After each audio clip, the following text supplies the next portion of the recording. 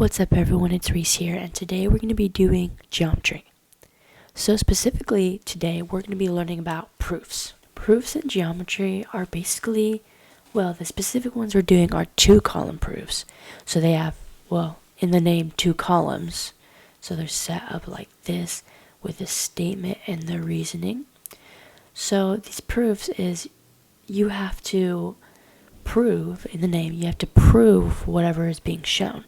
So I'll show you some examples. So first we have an isosceles triangle here. We got A, B, and C. And right cutting down the middle, we have D. Okay, so every given two-column proof has a given and something we have to prove. So our given is AB, line AB is congruent to line AC. That's our given.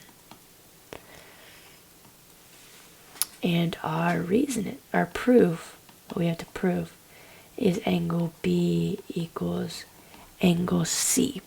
Okay? Pretty simple if you can read that handwriting.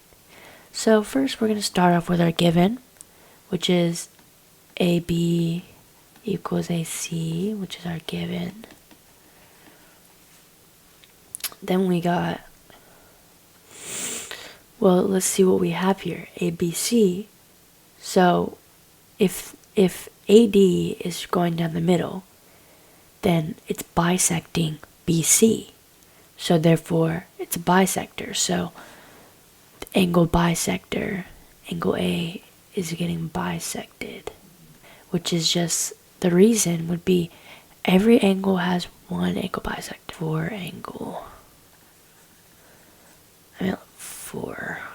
And then, so now the next one would be, like I was mentioning earlier, the definition of an angle bisector. So BAD, and CAD, they are the definition of an angle bisector. BAD, CAD, angle bisector. Our next one, like I was actually mentioning earlier, was AD equals AD, which is the reflexive property. The reflexive property is basically just meaning it equals itself. It's going straight down the line in either triangle, in this triangle or this triangle, either triangle, it equals the same thing. It's the line on the triangle. So our next one, getting closer to the end, is angle ABD equals triangle ACD. Now, if we see, we have our line right here that equals each other. We have our angle bisector. We have our angle A right here. Then we have our B and A. Oh no, then we have our B and A, which are congruent to each other. So what does that make? SAS, our side angle side postulate. It's really easy if you actually label the triangle, then you'll be able to understand the givens more. So our last one, our proof, B is congruent to angle C. What is this? Well, look, we already have everything here. We already have all of our parts of the triangle. So the last thing we have to do is CPCTC. Corresponding parts of congruent triangles are congruent. So that was one example of proofs. So now let's do a new one. Okay, so now we're going to be doing a new one. So let's draw. If this looks familiar from my other videos, this is we have our transversal and our lines. Okay, so you see we have our lines here. You remember the transversal, and we have our line A and line B, and they're parallel. As you can see, we have 4, 3, and 1. So we're going to start off with our given. It is A is parallel to B, as you can see. It's already given in the picture. And our proof is angle 1 equals angle 3. So we're going to have to prove that angle 1 equals angle 3, which should be pretty simple. So we got this. So 1 for our,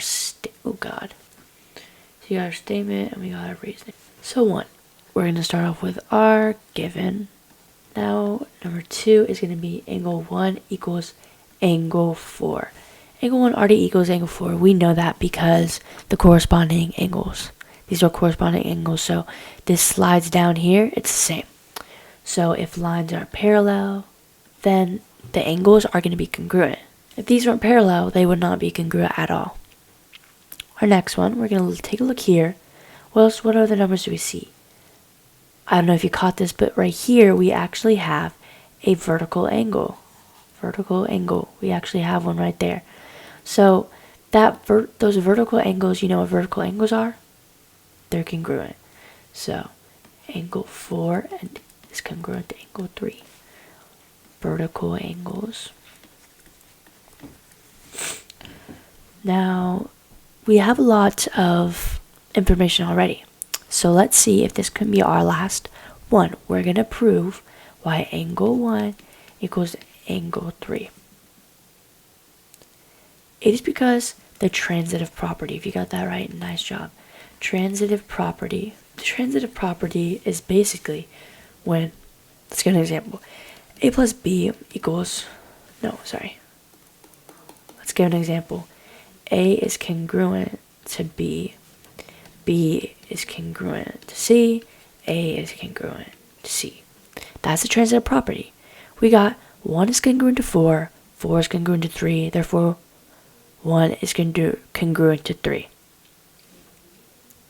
Also, we can think of it as if there are any other numbers here. 7, 5. Well, we can think of it as, this is not in the equation, but it's just an extra little thing, so I'll actually change the color. If there are any other angles, we would be able to also know because supplementary angles. So these are supplementary each other. So 1 always has to equal, let's say this is 70, let's say this is 110, and this is 80 degrees. 1 is always going to be 80 degrees. Therefore, this is going to be 80 degrees, and this is going to be 110. Then this is going to be 110 because of vertical angles, and this is going to be 80. See, all the same.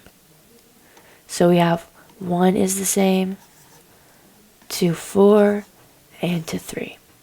I hope you guys really understood this video and were able to do the examples. If you didn't, make sure to continue to do examples and take notes. Have a great day.